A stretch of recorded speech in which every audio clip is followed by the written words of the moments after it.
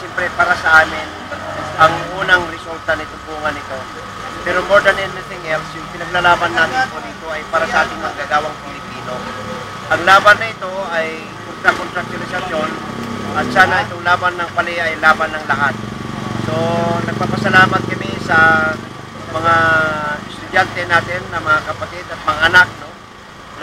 Lalong-lalo na sa ating sa sarili nating universidad, na binibigyan po tayo ng importansya at alam namin sana na with you, sa pamamagitan ninyo ay mapropagate, mapalaki pa natin yung kaalaman at kamulatan tungkol sa kasalukuyan ng ating mga manggagawang Pilipino. Hindi lang dito sa Philippine Airlines, pero sa kalakhan ng manggagawang Pilipino sa ating bansa.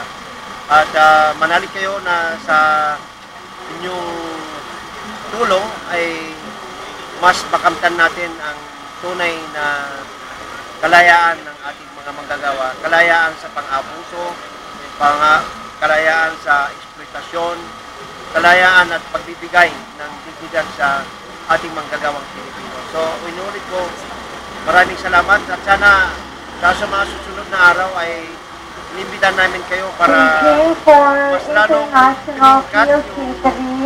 yung kalagayan natin dito. Kasi we also need your support, whether moral, physical, material.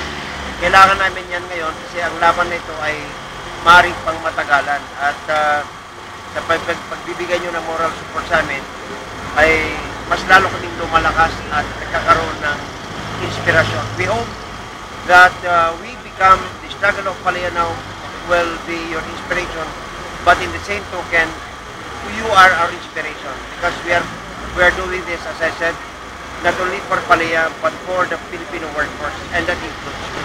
Thank you very much.